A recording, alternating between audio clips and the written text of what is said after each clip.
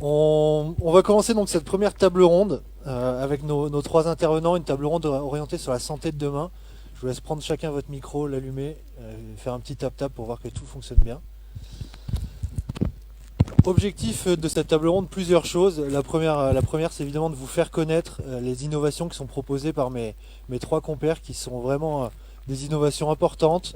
Ils sont tous installés à Nantes et donc c'est aujourd'hui, ils font partie des projets qui font rayonner Nantes sur la scène nationale et demain internationale.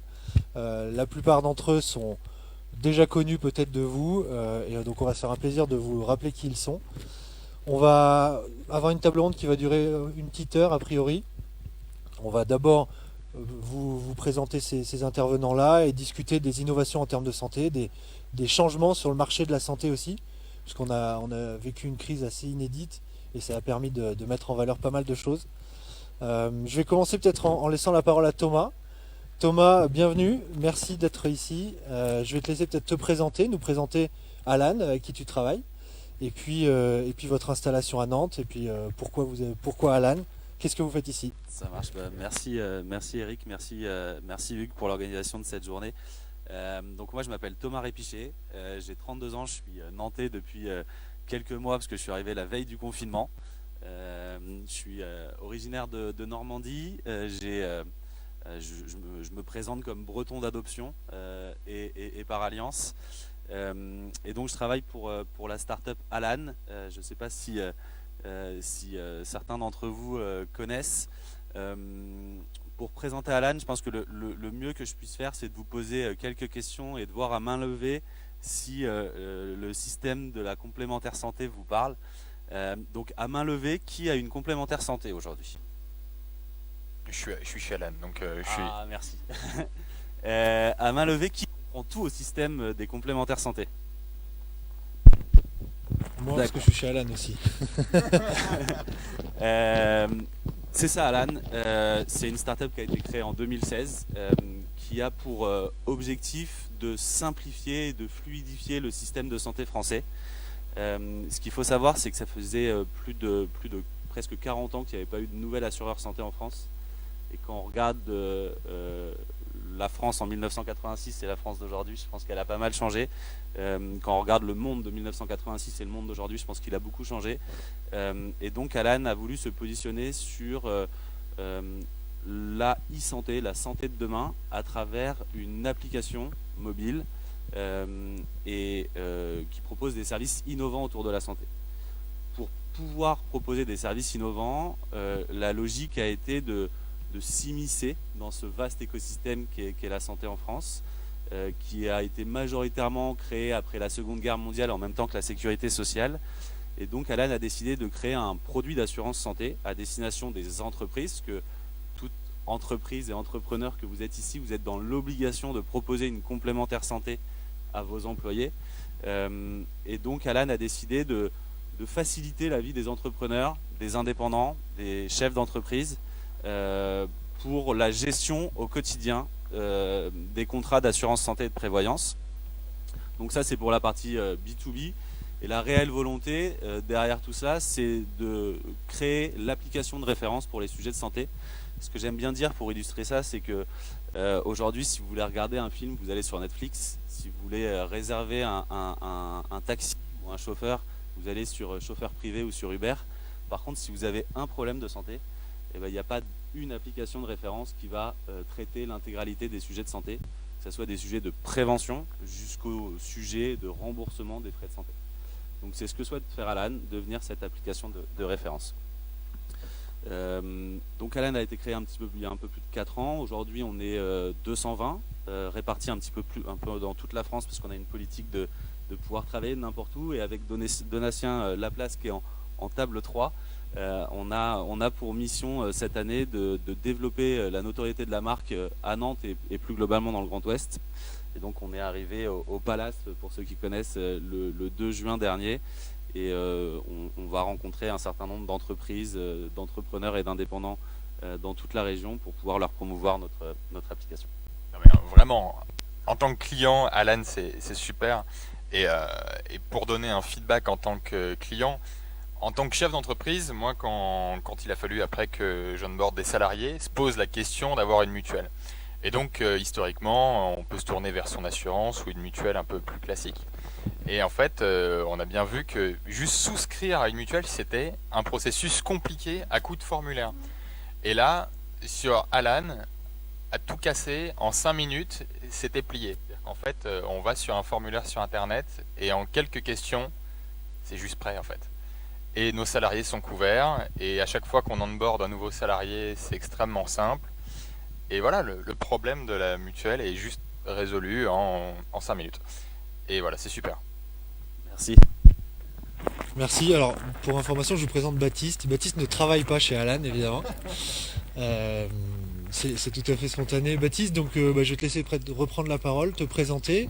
Certains le connaissent peut-être parce qu'il est CEO de CRISP, mais c'est pas ça aujourd'hui qui l'amène ici. C'est parce qu'il fait partie du collectif Makers for Life, dont vous avez dû entendre parler pendant la crise du coronavirus, puisqu'ils ont développé le Maker. Ouais, exactement. Donc merci. Donc je suis Baptiste Jamin et j'ai 26 ans et dans la vie, normalement, j'ai une start-up qui s'appelle CRISP, qui est un système de relations clients par chat et on est les leaders en France sur ce sujet, mais ça n'est pas le point ici. Ici, je suis là pour vous parler du Maker. Donc le Maker, c'est un respirateur artificiel qui a été conçu pendant la crise avec un collectif de 5 entrepreneurs à Nantes. Et donc avec quelques copains entrepreneurs, on s'est dit au début de la crise, il va y avoir peut-être un problème. C'est-à-dire qu'aujourd'hui, les respirateurs artificiels sont une tension, vraiment une ressource en tension pendant la crise du coronavirus. Parce qu'un patient atteint d'un syndrome de détresse respiratoire aigu, donc c'est vraiment la pathologie pour les cas les plus graves du coronavirus, ce genre de patients, ils ont besoin d'un respirateur pendant 1 mois. Là où normalement un respirateur on l'utilise quelques heures, voire quelques jours. Et donc là d'un coup on a besoin de beaucoup de respirateurs pendant 1 mois. Et certains pays, par exemple en Afrique, disposent seulement de 3 respirateurs pour tout le pays. Donc on s'est dit qu'il faut absolument faire quelque chose. Parce qu'aujourd'hui les commandes sur les respirateurs c'est plusieurs mois. Et surtout on est en plein confinement et les usines ont toutes fermé leurs portes. Donc il n'y a plus de composants. On s'est dit on va repartir de la base et on va faire un respirateur artificiel d'urgence pour la crise. Et donc on a commencé le 16 mars et donc on commence à 5 et petit à petit de toute la France on commence à avoir une aide spontanée de médecins, d'ingénieurs, d'entreprises. Et donc on commence le 16 mars à 5 et 1 mois plus tard on est 250. Donc en gros au début on s'organise par internet et on voit que il faut qu'on travaille ensemble. Et donc des entreprises, des ingénieurs spontanément sont venus à Nantes et on s'est tous confinés dans ce qu'on pourrait appeler un genre de caserne scientifique. On dormait sur place, la plupart ont lâché leurs femmes, leurs enfants. Et on a des entreprises comme Renault qui nous ont envoyé leurs meilleurs ingénieurs. Donc en fait Renault F1 qui normalement c'est une écurie de Formule 1, ils nous ont envoyé des ingénieurs.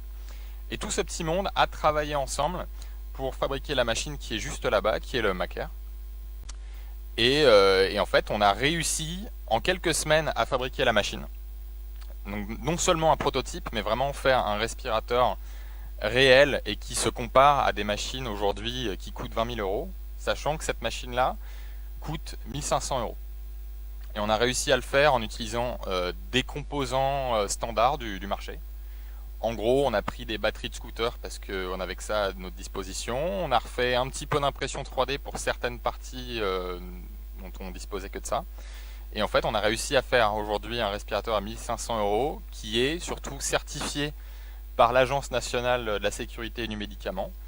Et on va pouvoir, là, très prochainement, cette semaine, voire la semaine prochaine, débuter les essais cliniques. C'est-à-dire qu'on a fabriqué une machine de zéro, alors qu'on ne vient pas du secteur de la santé, mais avec, je dirais, le génie collectif, l'aide et la générosité des industriels, des universités et des médecins. On a réussi à tous travailler ensemble et aujourd'hui, on va pouvoir enfin faire vivre l'aventure Maker. Merci Baptiste, hyper intéressant. Je pense qu'il y a plein de réactions qui viendront au fur et à mesure. J'en profite avant de donner la parole à Thibaut pour vous inviter à vous signaler si vous souhaitez poser une question. On essaiera de faire au mieux pour y répondre pendant la table ronde et on fera un temps spécial aussi à la fin si vous avez encore plein de questions. Et nos intervenants sont là une bonne partie de la journée, donc vous pourrez aller discuter avec eux. Thibaut, bienvenue. Bonjour à toutes et à tous. Thibaut, il est responsable R&D chez Orthopus. Pareil, on vous connaît peut-être pour votre entreprise d'avant avec la création de Nao Paper. C'est ça, donc on vient du monde de la robotique. La Orthopus, c'est une entreprise qui a 1 an et demi. Donc effectivement, avant, on travaillait sur la construction de robots humanoïdes. Et au bout d'un moment, donc David Goallier, le fondateur de la société, a décidé de mettre un peu ses connaissances au service d'une cause qui lui tenait à cœur. Et du coup, chez Orthopus, on fait donc des aides prothétiques, que ce soit des prothèses pour le membre supérieur ou des aides robotisées pour les personnes à mobilité réduite en fauteuil électrique. Et donc l'idée, c'était de partir d'un constat, c'est qu'aujourd'hui, selon l'OMS, il y a à peu près 9 personnes sur 10 dans le monde qui auraient besoin d'une aide technique, mais qui n'en ont pas. Et sur ces 9 personnes sur 10, il y a 90% qui vivent dans des pays en développement. Donc en France, on a un super système de santé. En général, dans le monde occidental, ça marche pas trop mal. Donc les personnes peuvent s'offrir une prothèse de main, de jambe, et continuer à vivre malgré tout. Mais c'est loin d'être le cas partout à travers le monde. Et pour ces personnes-là, il y a peu de gens qui ont décidé de s'adresser à eux. Notamment, il y a beaucoup d'ONG. Mais il y a une barrière qui reste très importante pour l'accès à toutes ces aides, c'est le prix. Aujourd'hui, il y a des solutions qui existent, qui marchent très bien, mais le prix fait que c'est loin d'être accessible. Faut savoir qu'aujourd'hui, pour une prothèse de main et tout le travail que ça demande autour, ça revient plus cher que d'acheter une voiture. Donc voilà ce qu'on fait chez Orthopus. Merci Thibaut. Alors c'est hyper intéressant, il y a plein de choses hyper fortes, hyper impactantes, notamment dans les chiffres, on en a parlé de l'accès à la santé. Peut-être une question plutôt pour Baptiste et Thibaut. Comment on fait aujourd'hui de la santé pour tous et comment vous expliquez que les matériels que vous produisez, il était jusqu'ici si cher? Alors, si le matériel qu'on fait, je vais donner mon explication, peut-être que tu en as une différente, mais moi je pense que si le matériel qui existe aujourd'hui dans la santé est si cher, ça n'est pas que les fabricants sont des truands, c'est juste que le marché est petit. C'est-à-dire qu'en fait, le marché des respirateurs en France, il n'est pas très grand. Les fabricants, à tout casser, ils vendent 500 respirateurs pour la France par an, grand maximum. Et donc, peu de composants, la R&D coûte très cher, et donc ça fait des respirateurs qui sont extrêmement chers. Et surtout, on est aujourd'hui sur des respirateurs qui sont extrêmement sophistiqués. Donc ils sont bardés de capteurs, beaucoup de technologie dedans, ce qui est très bien, mais dans un contexte actuel de raréfaction des composants pendant la crise du Covid, et surtout pour pouvoir accéder à des pays émergents, il faut revoir la facture à la baisse. Et comment on fait ça? Ce que tu appelles l'innovation frugale, je connaissais pas ce mot-là, mais il y a un peu de ça. C'est-à-dire qu'en fait, on se dit, finalement, c'est quoi l'essentiel? Et l'essentiel, c'est déjà faire respirer correctement un patient et avoir l'écran tactile qui va bien ou avoir une machine toute compacte. C'est pas la prio, en fait. Et donc, en repartant vraiment de l'essentiel et que l'essentiel, nous, on a réussi à repartir sur une machine qui coûte beaucoup moins cher en utilisant des composants plus standards et qui sont disponibles en grand nombre sur le marché. Oui, je rejoindrai ce qui vient d'être dit, c'est qu'en effet, il y a des coûts qui sont importants pour le développement des machines du fait de la R&D, de l'industrialisation, avec des normes à respecter qui sont assez drastiques parce qu'on fait du médical. Et derrière, heureusement, il y a peu de produits qui sont vendus. Et tout ça, ça fait grimper le prix en flèche. Ce qu'il y a sur le monde de la prothèse aussi, c'est qu'il y a une concentration des acteurs qui fait que ça favorise pas non plus la concurrence au niveau des prix. Et puis ensuite, Nous, ce qu'on a pu observer en partant de la prothèse, c'est qu'il y a des marges donc dues à ce fait d'avoir compensé les coûts de la R&D qui sont assez importantes. On a pu voir par exemple que dans le monde du luxe, les marges elles peuvent atteindre 4, ce qui paraît déjà gros, mais on a vu sur des produits... x4, tu veux dire? x4, oui. C'est-à-dire le coût de production multiplié par 4 égale le coût de vente, à peu près. Sur certains dispositifs médicaux on commence à produire aussi, on a pu observer des marges de 10. C'est-à-dire qu'à la sortie de l'usine, il va valoir 100 € et il sera vendu le produit 1000. Voilà. C'est des choses qui se comprennent. Mais après, nous, on a fait d'autres choix, c'est-à-dire de financer notre R&D par des investissements, de ne pas forcément l'amortir sur le nombre. Et puis surtout, un peu comme chez Alan, c'est une notion qui nous intéresse vraiment, c'est la transparence. On reste transparent sur tous les prix de ce qu'on propose. Et puis, pour repartir sur l'innovation frugale, un peu comme chez Maker, on a décidé vraiment de se concentrer sur le nécessaire pour faire en sorte que on ait des produits simples, efficaces, robustes et de qualité qui permettent de rendre service aussi bien qu'un autre produit qui, par peut-être des questions de marketing aussi, a eu une addition de fonctionnalités, quand je reparlais de surenchère technologique, qui pour des raisons de marketing, pour faciliter leur vente, ont été mis en place. Il y a aussi une autre raison. Et en fait, la raison qu'on peut faire des composants médicaux moins chers, c'est la simplification technologique. Le logiciel, aujourd'hui, faire un logiciel dans les années 2000 ou 90, l'investissement, c'était plusieurs millions. Aujourd'hui, le logiciel, avec la disponibilité du code sur Internet, l'open source, etc., le logiciel, ça coûte beaucoup, beaucoup moins cher. Et il se passe exactement la même chose aujourd'hui sur le matériel. Des nouvelles technologies comme l'impression 3D, aujourd'hui, permettent de faire des prothèses, des moules, à des coûts beaucoup, beaucoup, beaucoup moins chers qui se produisaient avant. Et donc aujourd'hui, le prototypage des machines, la R&D, coûte beaucoup moins cher. Le logiciel coûte plus très cher et le hardware coûte de moins en moins cher. Et donc la dernière variable, c'est l'intelligence, le temps qu'on y passe. Mais je pense qu'aujourd'hui on peut réussir à faire des composants médicaux à moins cher pour ces raisons. Exactement. Et puis en parlant d'open source, parce qu'on vient de parler de software, dans toute la programmation, tout ce qu'il y a dans la machine, nous chez Orthopus on s'inscrit dans un mouvement qui s'appelle Open Hardware, c'est-à-dire de l'open source, du partage, mais pour tout ce qui est physique, les éléments de machine, comme vous pouvez le dire tout à l'heure, les éléments qui composent la machine, qui sont présents sur le marché. Aujourd'hui, ils ne sont pas forcément non plus tous en open source, mais nous, tout ce qu'on fait chez Orthopus, le but c'est de pouvoir le partager, mettre les plans de fabrication, les procédés de fabrication, de les mettre à disposition de tous pour qu'ils puissent être répliqués, parce que ce qui nous importe le plus chez nous, c'est d'équiper le plus de personnes possible. Ça c'est notre motto, c'est ce qu'on suit. Et donc pour atteindre cet objectif, c'est de partager vraiment l'ensemble de ce qu'on fait. Ouais, le open hardware permet d'avoir plus d'impact. C'est-à-dire qu'en fait, d'un coup, on peut distribuer son idée un peu partout dans le monde. Nous, notre Maker, il est en train d'être fabriqué en Russie.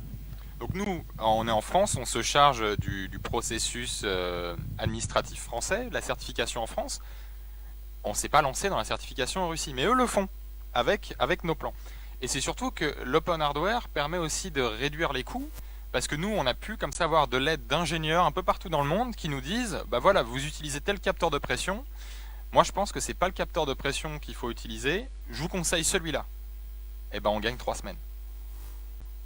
Voilà. Alors, on voit le rôle de l'open source, alors hyper important. Avant de repasser la parole peut-être à Thomas, vous pouvez peut-être nous expliquer un petit peu les enjeux de la certification aujourd'hui, comment ça se passe, est-ce que c'est compliqué, est-ce que c'est un frein à vos innovations et à la mise sur le marché ou... En effet, comme tu as pu l'évoquer, c'est assez compliqué. Maker a très bien réussi son coup, entre guillemets, parce qu'avec le contexte actuel, ça a permis un peu beaucoup d'accélérer les choses. Oui. Désolé. Je disais donc que chez Maker, ça a été très bien.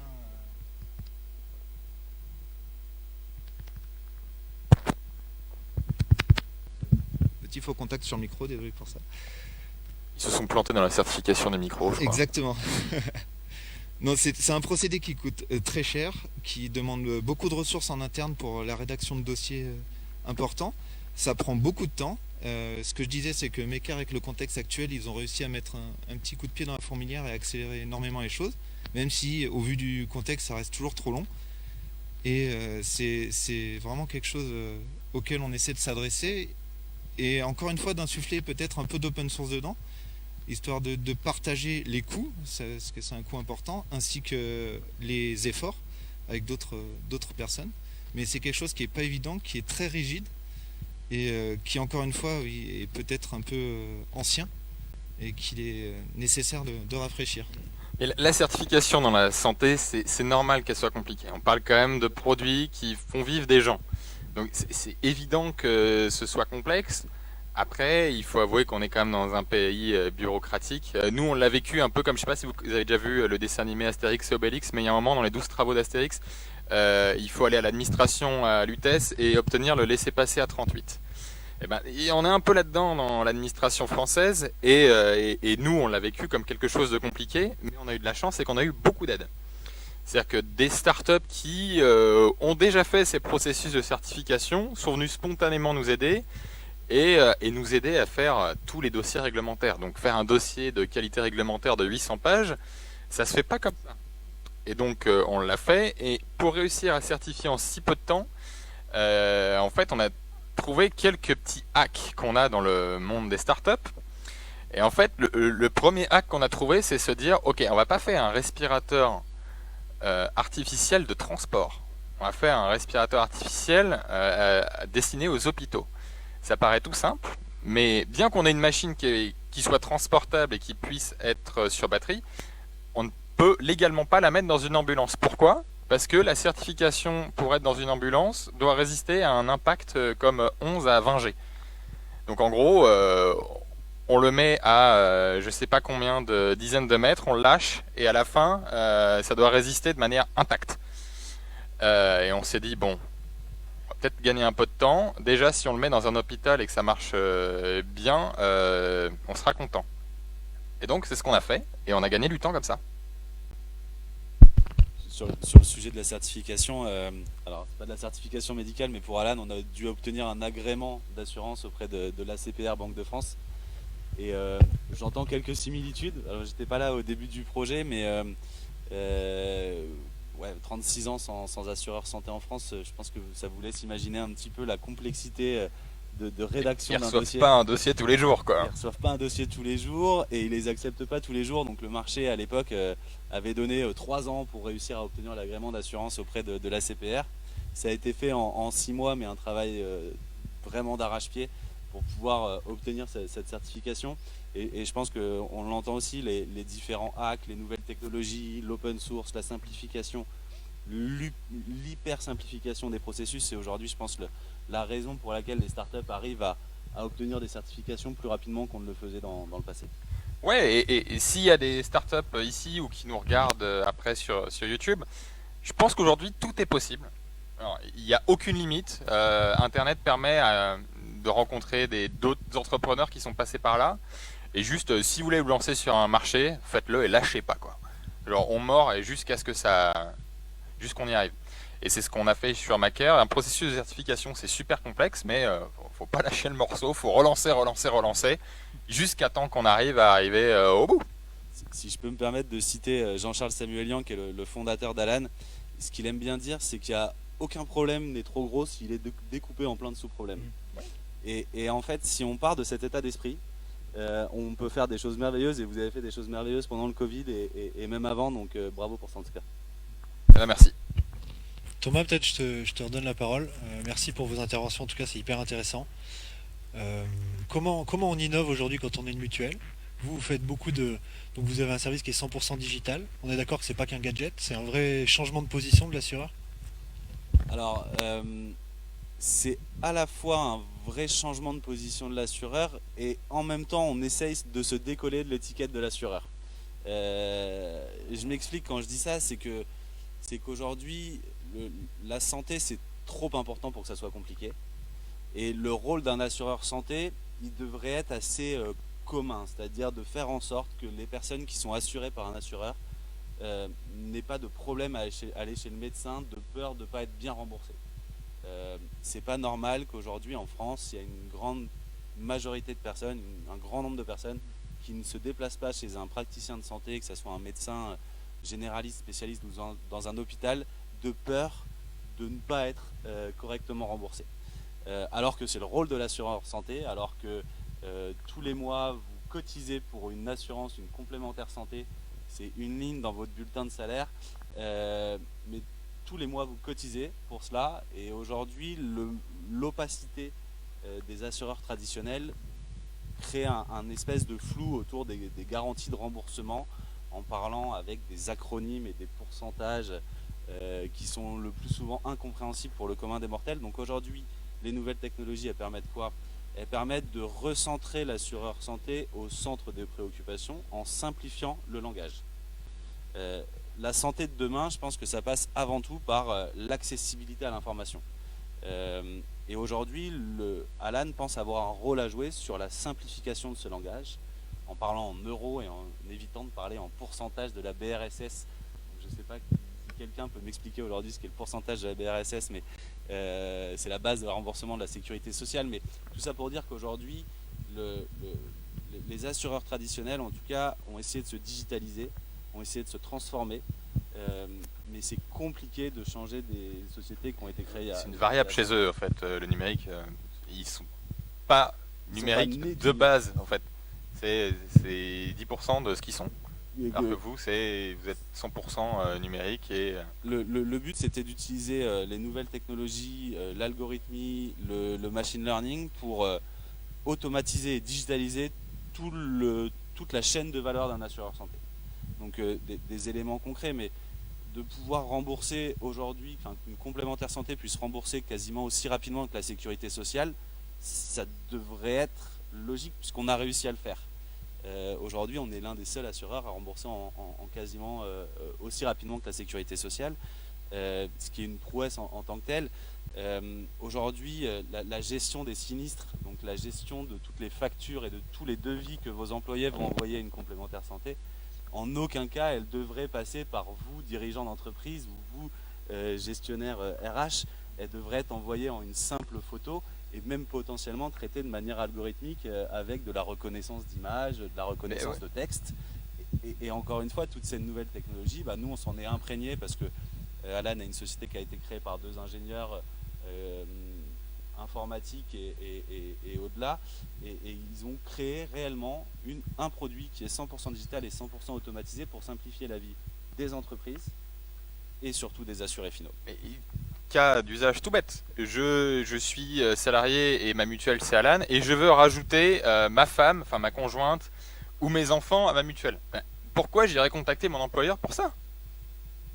Ça n'a aucun sens. Et il suffit d'aller sur son appli Alan, je mets ma femme, je mets mes enfants, et directement j'ai la carte et c'est plié. Et ça fait gagner du temps à tout le monde.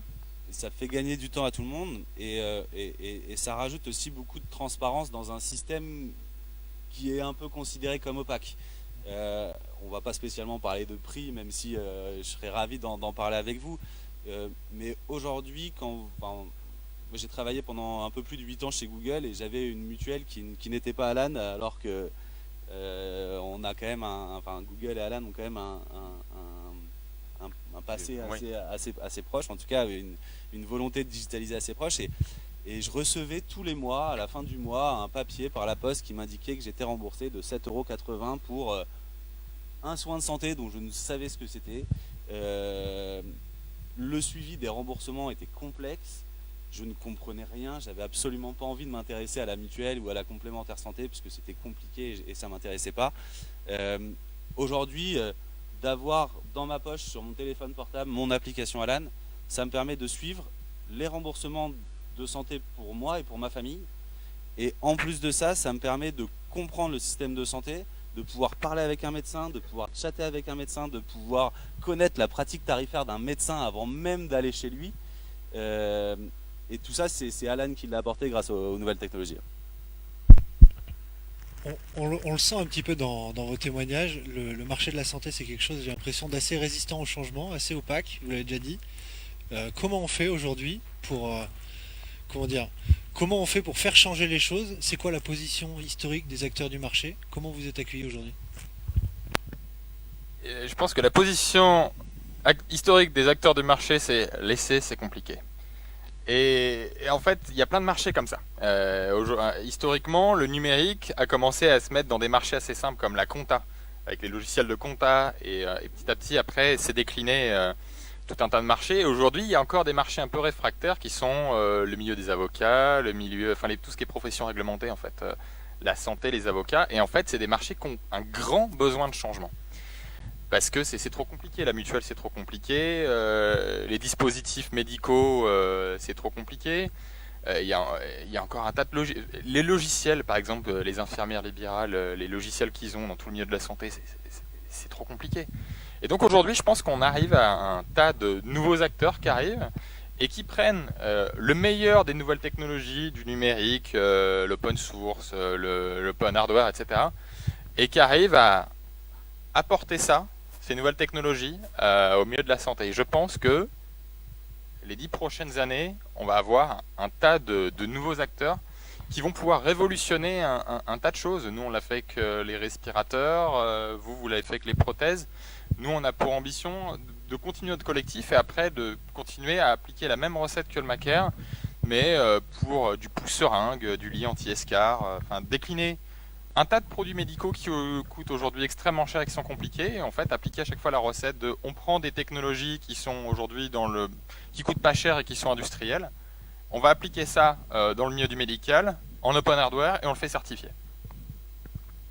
Ouais, moi, ce que j'ajouterais, ce qui est un peu différent d'avec Maker, c'est qu'aujourd'hui, on travaille sur des produits qui. Le premier date de 1912, donc avant la Première Guerre mondiale.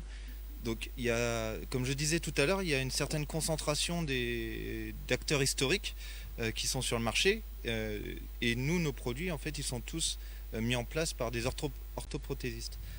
Aujourd'hui, il faut savoir qu'une des grosses entreprises qui propose du matériel prothétique, elle franchise un grand nombre d'orthoprothésistes en France. Ce qui facilite pas en fait l'arrivée sur le marché d'autres acteurs, étant donné que les personnes qui donc achètent les produits se fournissent directement chez cet acteur particulier-là. Et le fait d'apporter des nouvelles technologies, de changer les choses, c'est compliqué parce que ces orthoprothésistes, ils ont été formés à l'école sur les catalogues de ces constructeurs-là. Donc bien sûr, on a des partenaires qui ont envie de changer les choses, de faire évoluer les choses, de faire de l'innovation. Et c'est avec eux qu'on travaille. Mais c'est vrai que c'est pour ça qu'on a décidé, c'est pour ça qu'on s'occupe vraiment des pays en développement, où il y a des solutions qui n'existent pas, et puis qu'après, on verra pour le reste, parce qu'il y a une inertie qui est telle que c'est très compliqué, même en apportant des choses qui peuvent paraître mieux, de changer les mentalités des acteurs et de leur faire passer à autre chose. Ouais, pour compléter, je pense que c'est les réussites de vos sociétés, d'Alan, qui vont Ouais. libérer, on va dire, et je pense que c'est vraiment le terme, ouais. c'est libérer les acteurs de la santé. C'est possible en fait. C'est possible, exactement. Et nous, je vous explique même pas la tête qu'ils ont fait au ministère de la Santé ou même les médecins en fait quand ils voient. En fait, on a fait un respirateur en 2 semaines et en fait, on n'est pas médecin et il y a un mois, on n'y connaissait rien. Et je peux comprendre leur réticence, mais en fait, aujourd'hui, avec des MOOC, avec l'aide de médecins, etc., on a réussi à le faire. Il faut juste comprendre que c'est possible en fait. Et je pense qu'un tas de jeunes, un tas de moins jeunes aujourd'hui vont pouvoir lancer des projets juste en disant que c'est possible et qu'il n'y a pas de barrière. Et je pense que le monde médical va apprendre à ça. Enfin, nous, on est un peu les bêtas, on fait un peu le crash test en fait de ça. Il faut aller parler aux médecins et avec notre langage de start-upper habituel, essayer de changer ça et parler à des médecins qui ont fait 20 années d'études. Et ça va se faire. Donc ça, je pense que c'est cette libéralisation de l'État est nécessaire. Je pense que les entreprises ont également un rôle à jouer dans ce changement d'attitude, où aujourd'hui, vous voyez bien, l'État a déchargé la responsabilité de la complémentaire santé dans les entreprises, chez vous les entrepreneurs, parce que vous êtes dans l'obligation d'avoir une complémentaire santé pour vos employés. Donc l'État s'est déchargé, on va dire, de cette responsabilité. Et aujourd'hui, c'est les entreprises, c'est aux entreprises de choisir.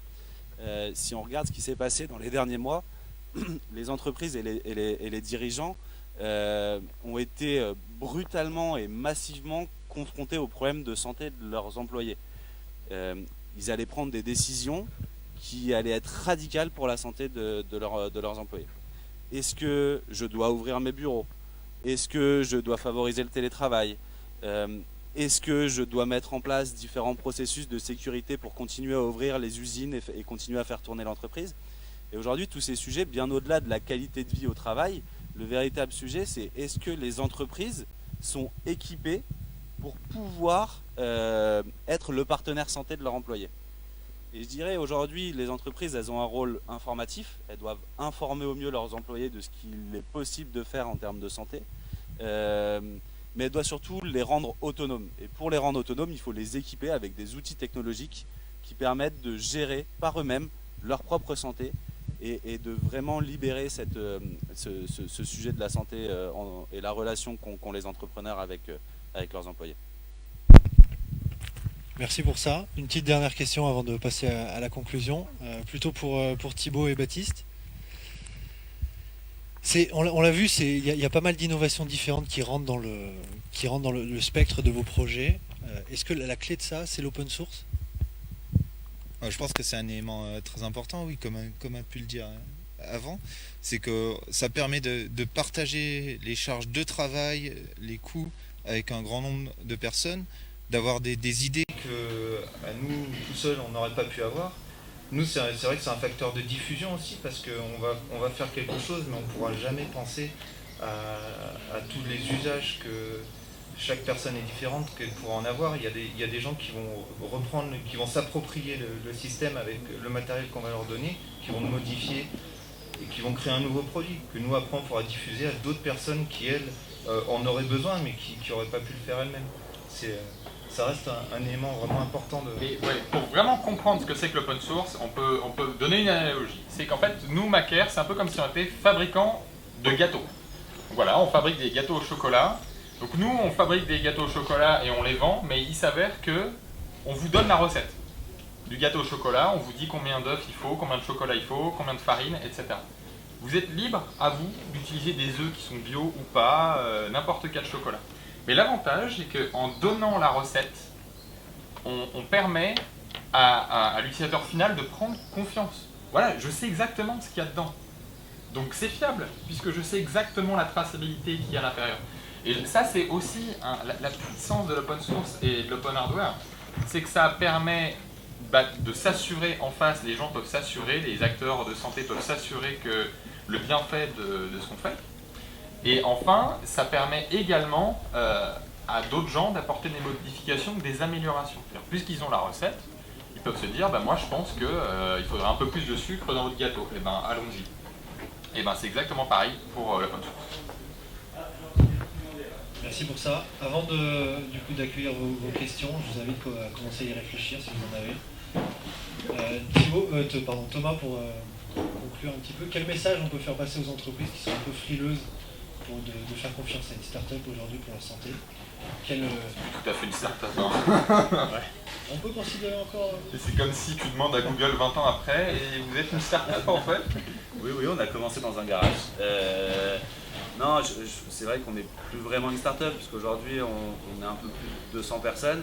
On a fait 3 levées de fonds assez importantes, dont la dernière en février d'environ 50 millions. Donc je dirais ce que les entreprises attendent d'une assurance santé aujourd'hui, d'un assureur santé, c'est d'être accompagné, c'est d'avoir un partenaire, d'avoir un outil ou des personnes qui les accompagnent dans leurs décisions qu'ils vont prendre au quotidien et qui vont impacter la santé de leurs collaborateurs. Ce partenaire, je comprends le fait qu'il faut le besoin qu'il soit solide. Un partenaire, il a besoin d'être solide financièrement. Vous avez besoin d'être sûr que Alan va correctement et bien rembourser et tout le temps rembourser les frais de santé de l'assureur. Mais la solidité financière, on va dire, on n'a plus trop besoin de la prouver aujourd'hui grâce au levée de fonds. Je pense que le vrai sujet, il est sur le fait d'être présent, d'être aux côtés des entreprises et aux côtés de nos membres. Les membres, c'est nos assurés finaux. Et aujourd'hui, quand je t'entends parler, j'ai l'impression que c'est toi notre meilleur vendeur. Mais j'ai exactement pour une raison, c'est qu'en fait vous arrivez à être présent, mais moi je n'ai jamais parlé à qui que ce soit de chez Alan. T'es le premier Alan que je vois de ma vie en fait. Et donc en fait, c'est ça la force d'Alan, c'est qu'ils sont présents, mais de manière totalement numérique. Et ils le font très bien. Par exemple, le cas pendant la crise du Covid, c'est on envoie exactement le mail au bon moment. Est-ce que tu as pensé à faire ça toi en tant que chef d'entreprise? J'en savais rien qu'il fallait faire ça. Donc il y a ça, et tout un tas de petits rappels, voilà, tous les mois on nous rappelle les tranches salariales, etc. à remplir. Tout est automatiquement géré avec le comptable, et moi je ne fais rien en fait. Et c'est ça qui est génial. Et si les salariés ont un problème, chez moi mes salariés ont un problème, ou qu'ils veulent, ils ont une question, etc., je leur dis mais c'est pas à moi de voir ça, vous voyez ça directement avec le chat d'Alan ou je sais pas quoi, et ouais, c'est ça, je pense. problème résolu. La présence aujourd'hui, elle est aussi elle est numérique, puisqu'on doit être présent dans les téléphones portables et on veut être présent et on veut être cette application de référence, mais il faut aussi qu'on soit présent humainement. Et aujourd'hui, à titre informatif, le service client, ce qu'on appelle notre care team, ça représente un peu plus d'un tiers de nos effectifs. Donc ça représente environ 60 personnes, qui sont toutes des personnes qui ont bac+5 bilingue français-anglais. Et on a un monitoring de la performance de notre service client qui est à la semaine. Donc je sais très bien que la semaine dernière, on a répondu en moins de 3 minutes 17 à n'importe quelle des demandes de nos entreprises clientes et de leurs collaborateurs, donc de nos membres. Cette présence, elle est essentielle si on veut être le partenaire santé des Français. On se doit d'être hyper présent, technologiquement et humainement. Et je pense que ça va arriver sur d'autres sujets. On est dans une phase de bêta là, pour une nouvelle fonctionnalité qui s'appellera Prévention, que tu verras bientôt sur ton application. Et je vais vous citer juste cette anecdote que j'ai trouvée très bien. C'est la semaine dernière, j'ai reçu une notification de mon application mobile Alan qui me disait Thomas, ça fait un peu plus d'un an que tu n'as pas été chez le dentiste. Regarde, à 100 mètres de chez toi, il y a un dentiste, il est très bien remboursé, tu ne payeras rien de ta poche. Va faire un petit check-up, profites-en pour faire un détartrage et ça t'évitera des soins de santé beaucoup plus lourds l'année prochaine. Bah, c'est exactement ce qu'on veut être en fait, c'est cette présence en amont même d'un potentiel problème de santé pour faire en sorte que nos assurés, nos membres, ils soient en meilleure santé. Tu remplaces un peu maman quoi. Exactement, et on a tous besoin d'une deuxième maman oui. quand il s'agit des frais de santé. C'est excellent, moi je trouve ça fou. Baptiste, peut-être pour conclure, vous me disiez tout à l'heure qu'il y avait les essais cliniques qui ont débuté. Il débute en fait. Donc là, on a commencé les formations, on a tous les agréments nécessaires. Donc là, on fait des formations, on montre au personnel soignant comment on utilise les machines et là, ça va débuter. C'est quoi après les prochaines étapes du développement du projet? Donc là, on va utiliser d'abord une version 1 du Macaire, qui n'est pas cette version-là, mais qui est une version un petit peu avant qu'on a fait au mois d'avril. Parce que justement, il y a le délai réglementaire qui fait qu'on a pu faire certifier une V1 et que là, on a une V3 qui est prête, mais il faut la faire recertifier. Donc bah là, on va utiliser d'abord une V1 et donc bah là, la suite, c'est utiliser la V3 qui est juste là. Et en fait, là, on travaille en ce moment même avec des partenaires industriels qui sont Seb et Renault, qui ne sont pas du tout dans le médical et qui se sont dit voilà, nous, votre projet, on y croit et on veut être les fabricants de votre système. Et donc aujourd'hui, on travaille avec eux sur l'industrialisation de la machine. On va de temps en temps sur les chaînes de montage. Ils sont en train de faire les chaînes pilotes pour les Macaires. Et là, on est capable d'en faire 100 à la journée des Macaires. Super, ça laisse présager des belles choses alors. Et Thibaut, peut-être vous aussi, vous êtes dans une démarche où il y a beaucoup de R&D encore? On approche là des prototypes de l'industrialisation. On a commencé les phases d'industrialisation. En même temps, on a un test avec Handicap International au Népal qui se profile, qui a été un peu retardé à cause du contexte actuel. On a un test aussi avec les EAN, donc l'hôpital au sud de Nantes. Donc on est en train d'éprouver, tester et éprouver nos produits.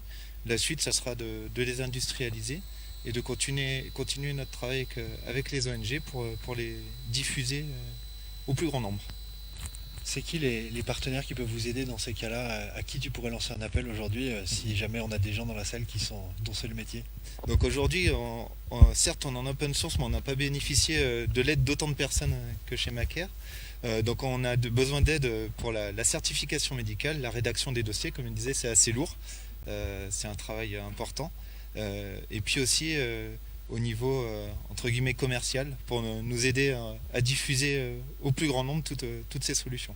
Merci messieurs, vraiment c'était hyper intéressant. Je vais laisser du coup la parole maintenant à l'audience. Si vous avez des questions à leur poser, c'est maintenant. Pour des raisons d'enregistrement et de Covid, je ne vous passerai pas le micro évidemment, mais je me permettrai de répéter votre question pour qu'elle soit entendue aussi sur le live Facebook. Audience, c'est à vous.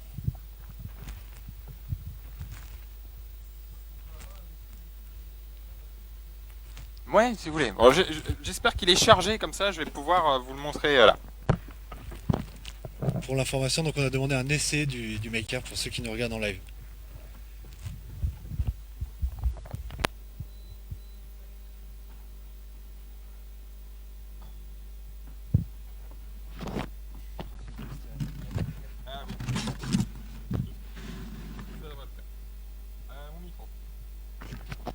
Donc je vous présente le Maker V3.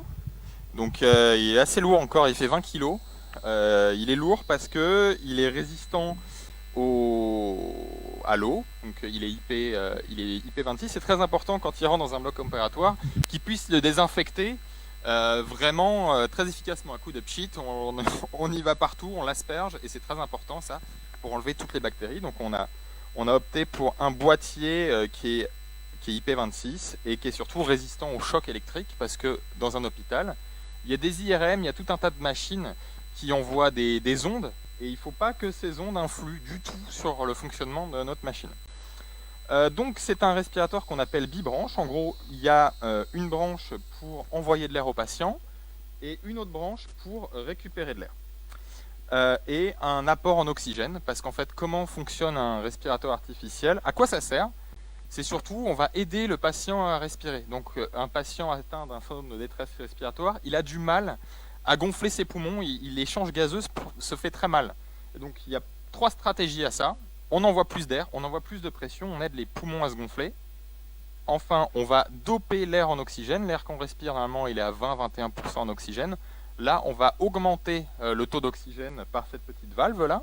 Et on va l'augmenter à peu près à 60-70% d'oxygène.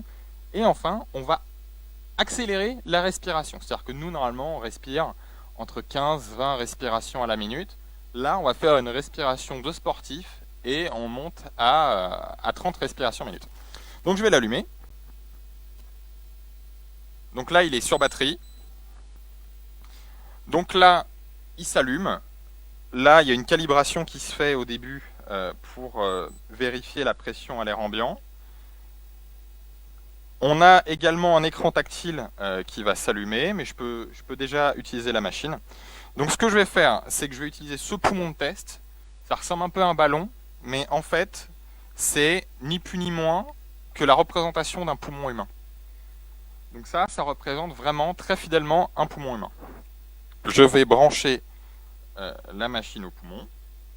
Je fais mes réglages. Et j'appuie sur Start. Donc là on voit pas très bien, mais l'écran tactile il s'est allumé. C'est parti. Donc là, la machine elle est littéralement en train de respirer un poumon à une vitesse qui est on est à 20 respirations à la minute, ce qui représente à peu près la respiration qu'on a là tout de suite maintenant. Et donc après on a toute une panoplie de réglages. On peut bien sûr accélérer la respiration, là c'est ce que je suis en train de faire. Là on monte à 30 respirations par seconde, 30 respirations par minute, pardon. Voilà, c'est beaucoup plus rapide. Et donc voilà, donc ça c'est le fonctionnement de la machine. En gros vous avez vu, ça marche. Ce qui est intéressant c'est ce qu'il y a à l'intérieur. Je vais vous montrer ce qu'il y a à l'intérieur. Donc voilà, c'est de l'open innovation, donc j'ai aucun problème à vous montrer ce qu'il y a à l'intérieur puisque c'est sur internet. Donc voilà l'intérieur du Macaire, et là vous vous dites, waouh, c'est simple. Et c'est presque trop simple, il est où le loup? Il n'y en a pas du tout. En fait, le génie vraiment du système, c'est de se dire, et ça on est les seuls à le faire, Et c'est vraiment le fait d'avoir des gens qui connaissaient rien au médical, qui ont rejoint le projet, ils se sont dit, et pourquoi on ferait pas comme ça? C'est une bonne idée. Et donc en fait, ce qu'on a fait, c'est qu'on a pris une turbine de classe médicale, et en fait, à l'origine, on se disait, on a un problème, c'est qu'on ne sait pas comment générer un débit d'air si important, et on est en plein confinement, on n'a rien à notre disposition. Et dans notre atelier, on avait une seule chose à notre disposition, c'était des moteurs de drones. Vous voyez, les drones qu'on met en l'air, ça tourne très très vite les moteurs. En fait, on s'est dit, on va prendre un moteur de drone et on va en faire une turbine à impression 3D. Ça marchait, mais on n'arrivait pas à monter assez haut en pression. Donc ce qu'on fait, c'est qu'on va voir Parrot, qui est spécialiste français des drones, et on a Henri Sédou en visio, qui est le directeur de Parrot, et on dit, voilà, on a tel problème, il faut qu'on ait un moteur de drone qui soit plus rapide. Il dit, pas de problème, je contacte l'usine en Chine, je vois ce qu'on peut faire. On met des moteurs dans un avion sanitaire français qui arrive, et on a un avion qui arrive à Nantes 2 jours plus tard, et là, on a ces turbines-là, fabriquées par l'usine de Parrot, et qui est une turbine de classe médicale, et qui est capable de générer un débit d'air suffisant. Ce qu'on fait ensuite, c'est qu'on a une valve ici qui va mélanger l'air, l'oxygène mural, avec l'air de la turbine. Donc on mélange de l'air à de l'oxygène, et là on arrive avec un air qui est dopé en oxygène. Et là où vraiment réside le génie de la machine, c'est qu'en fait, on fait rentrer tout l'air dans un tuyau de classe médicale. En fait, c'est du flexible qui est utilisé en hôpital. Et ce flexible, on va le comprimer avec une vanne, et on va pouvoir comprimer le tuyau, ouvrir le tuyau, comprimer le tuyau, ouvrir le tuyau, et comme ça, on va pouvoir faire varier très finement l'air. Et pour faire varier finement l'air, on a utilisé des roulements à billes. C'est des roulements qui sont utilisés par exemple dans des skates ou dans des rollers. Et en fait, on a utilisé ces roulements, et on utilise ces roulements avec un servomoteur pour vraiment écraser le tuyau très très finement. Et donc, c'est des roulements. L'avantage, c'est que tout l'air qui est respiré par le patient est propre, parce qu'en fait, il n'interagit pas avec l'extérieur. On fait seulement rentrer de l'air dans un tuyau médical, et on le comprime. Et donc c'est vraiment le génie de système, c'est que finalement c'est extrêmement simple, on comprime un tuyau, et vraiment ça paraît simple comme ça, mais c'est possible parce qu'il y a du génie logiciel, beaucoup de logiciels dans cette machine.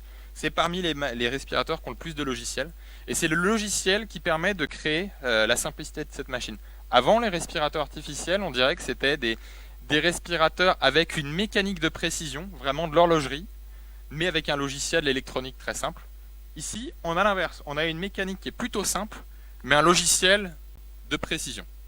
Et donc le logiciel, à peu près 1000 fois à la seconde, il va aller mesurer la pression qui est dans le tuyau, et en fonction de la pression qui est dans le tuyau, il va aller compenser l'angle des valves. Et donc voilà, c'est ça la beauté de ce système, c'est que c'est assez simple, et c'est très très efficace. Ça a été comparé à d'autres machines qui sont utilisées en hôpital, et on se situe dans le taux supérieur, vraiment dans les meilleures machines avec la Macar. Donc voilà, et au-dessus, on a 2 batteries de scooters, une alimentation de classe médicale, et une carte électronique qu'on a fait nous-mêmes, et qui est faite par une entreprise qui s'appelle Tronico, qui fait du médical aussi. Et voilà, donc on a assemblé tous ces composants, on a fait un respirateur vraiment performant. Aujourd'hui, on peut en faire 100 par jour. Merci Baptiste pour la démo. Je pense qu'il y aura d'autres personnes qui voudront mettre les yeux à l'intérieur, voir un petit peu, donc on le laissera à proximité. J'ai vu qu'il y avait d'autres questions peut-être avant. Vous pouvez vous remettre à table, messieurs. Impressionnant.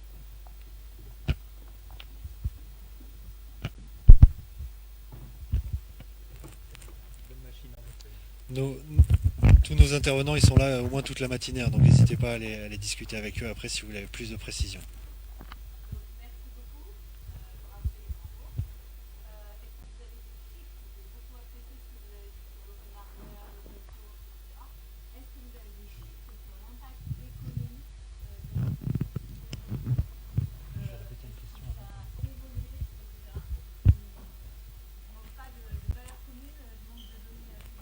Alors, est-ce qu'on a des chiffres, c'est ça, sur l'open hardware? Et l'open source et l'open hardware.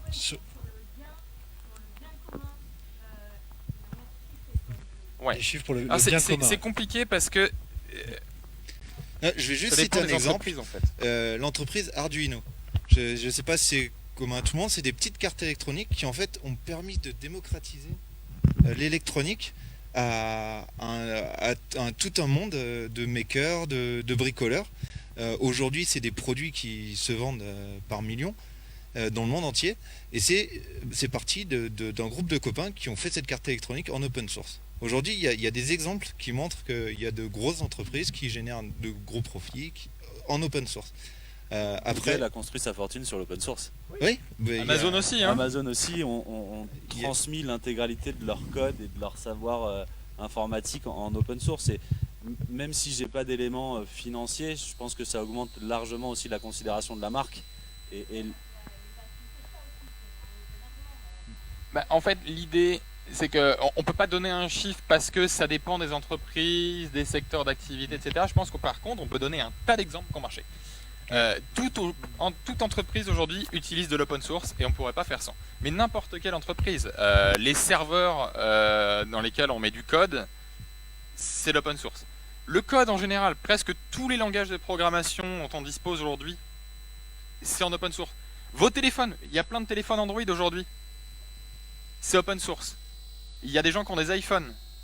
Sous les iPhones, c'est basé sous un système qui s'appelle BSD. C'est open source. Et en fait, l'open source, on ne le voit pas, mais il est partout autour de nous. Et en fait, c'est la fondation, c'est un socle commun à un tas d'entreprises.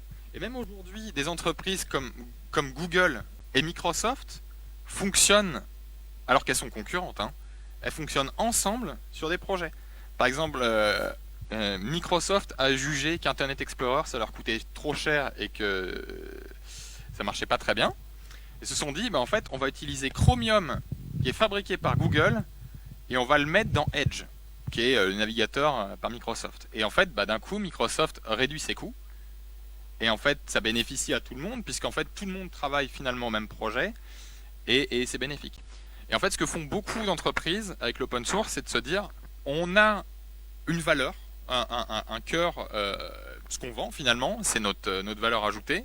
Ça, on va pas spécialement mettre dans notre open source, mais tout ce qui est la cerise sur le gâteau, les petits trucs à côté, ça, on peut le mettre en open source, ou alors utiliser des trucs open source faits par d'autres. Et c'est ça, ce qui est génial avec l'open source. On citait des entreprises comme Amazon. La plupart des sites internet aujourd'hui fonctionnent avec un système qui s'appelle Amazon Web Services, qui est un des plus grands clouds dans le monde. Amazon a fait sa fortune avec l'open source, et c'est presque un scandale. C'est-à-dire qu'en fait, ils font des milliards et des milliards avec des produits open source, ils ne reversent rien à la communauté open source. Mais en fait, ils ont le droit. C'est pas très éthique, mais ils peuvent le faire. À l'inverse, il y a tout un tas d'entreprises comme Microsoft où ils utilisent de l'open source, mais ils le reversent, ils mettent du temps ingénieur, si vous voulez, à aider les projets open source. Et c'est comme ça qu'en fait le monde open source fonctionne. On pourrait croire comme ça à premier abord que c'est un monde de bisounours, mais pas du tout. En fait, le monde de l'open source, il est partout. Économiquement, il est partout. Et il y a des entreprises qui font leur fortune avec. Il est partout dans le numérique, majoritairement. Non, mais pas que dans le numérique. Je pense, même votre téléviseur. Vous allez dans les sous-options de votre téléviseur, vous allez voir une liste de trucs en open source qui sont incroyables. Partout, même dans votre voiture, il y a de l'open source. Il y en a partout aujourd'hui. Même dans votre monde, je suis sûr. Effectivement, je vois un peu le mode de l'open source. Aujourd'hui, ça arrive partout. Par exemple, WordPress, c'est open source, et 80% des sites aujourd'hui, c'est WordPress, ouais. PrestaShop, c'est open source. Nous, on implémente de l'open source pour, digitalisation d'entreprise, tout ce qui est gestion. Aujourd'hui, c'est en train d'exploser partout. Alors, c'est le problème, c'est le modèle économique de l'open source, qui n'est pas tout le temps. Il y a deux modèles principaux dans l'open source. C'est en gros, soit il y a des entreprises qui font que de l'open source, genre on parlait de WordPress, ou il y a des entreprises qui ont fait tout leur modèle économique sur l'open source, et là c'est en général un peu plus compliqué. Ces entreprises-là, en général, elles font du conseil à côté. Donc en fait, elles font un produit open source et elles vont faire du conseil pour des grandes entreprises, pour les former, les aider, faire du support sur l'open source. Et après, il y a d'autres modèles d'entreprises où en fait, ils ont un cœur d'activité et puis ils mettent 20% de ce qu'ils font en open source, et en fait ils font leur beurre sur les 80% autres. J'y ajouterai une chose, en reprenant la métaphore du gâteau plus tard, c'est pas parce que vous avez la recette du gâteau que vous n'allez pas aller chez le pâtissier. Le pâtissier, il aura des savoir-faire, des produits de base qui ne seront pas les mêmes que vous chez vous. Et en fait, c'est là aussi où c'est pas parce que c'est open source qu'on ne vendra pas. Encore une fois, je reprends l'exemple d'Arduino. Aujourd'hui, c'est open source, vous ne pourrez pas le faire chez vous, vous n'aurez pas les machines, mais il y a des fabricants chinois qui ont copié les cartes, mais ils ont gardé une avance technologique, d'innovation qui fait qu'ils sont toujours devant et ça marche toujours très bien. Ouais, une autre solution pour pouvoir s'en sortir. Mais là, en plus, je trouve qu'on parle majoritairement de considérations techniques. On parle de la recette, on parle de comment faire. Mais je pense que l'open source, il va bien au-delà. L'open source, c'est aussi une mentalité, c'est la recherche du bien commun, c'est la volonté de partager. Et aujourd'hui, l'open source, ça doit aussi être partager la manière de fonctionner en entreprise, partager les valeurs d'une entreprise, partager les process internes pour améliorer la performance d'une entreprise ou la performance de telle ou telle équipe. Et aujourd'hui, cet open source, pour moi, là où il va manquer, c'est que dans les considérations techniques et purement produits, l'open source est partout. Par contre, dans des considérations qui vont être beaucoup plus humaines ou beaucoup plus managériales de comment est-ce que j'ai mis en place tel ou tel process interne ou telle activité en interne, ça aujourd'hui, ça manque de transparence et de partage. Et aujourd'hui, je pense qu'on devrait aussi mettre en open source beaucoup plus des sujets humains, des sujets de création d'entreprise, d'amélioration du bien-être, de qualité de vie au travail. Et là, je pense que l'open source a son rôle à jouer de manière détournée. Oui, alors, je vous prêchez une convaincue, hein. C'est ce que j'ai fait moi pendant le Covid. Je ne savais pas que Maker, ils étaient en bas de mes bureaux. Et donc je me suis investie dans un projet open source, international, basé à Stanford. Et j'ai pris la culture en charge. J'ai pris la manière de fonctionner. Et en fait, dans ce milieu-là, ce que moi j'ai mis en place avec mes équipes, etc., avec une croissance donc complètement, enfin c'était inouï, hein, c'est-à-dire qu'on est passé de 20 à 200 personnes actives, comme Maker en fait, le même... Et en gros, il y a plein de gens qui se retrouvent au chômage partiel et en fait, ils ont du temps pour aider. On a eu des retraités, on a eu toutes les meilleures universités américaines, on a eu des gens qui se sont mis en temps partiel sur leur travail. Mais ça, c'était très intéressant. Mais du coup, j'ai eu beaucoup de retours sur d'autres personnes qui s'étaient impliquées dans d'autres projets open source, ce qui n'avait pas été mon cas auparavant. Et on m'a dit que les cultures étaient très très variées. Par exemple, Wikipédia, c'est extrêmement structuré, mais extrêmement pas chaleureux, paraît-il. Donc, en tout cas, sur les projets... Voilà, donc il y a effectivement tout ça à mettre sur ces pratiques de gouvernance et je suis d'accord. Et donc s'il vous plaît, diffusez les bonnes pratiques, les bien-être au travail, la manière de bien traiter les gens et essayons de diffuser ça, répandre plus ça dans le milieu open source, parce qu'il y a des milieux open source très anciens qui n'ont pas forcément pris le pas en fait de bien traiter, on va dire, les contributeurs ou en tout cas de les traiter différemment. Oui, j'ai un des projets open source les plus connus, c'est Linux. Je ne sais pas si vous connaissez Linux, et qui est fait par un fondateur qui est Linus Torvalds. Et par exemple, eux, tous les échanges de mails qu'ils ont, ils sont en open source, et on peut regarder les échanges de mails. C'est à mourir de rire. Ils trucident les gens publiquement par mail. C'est savoureux, je trouve. Mais heureusement que tout le monde ne travaille pas comme ça, parce que bosser en nombre sur un projet open source, c'est pas facile.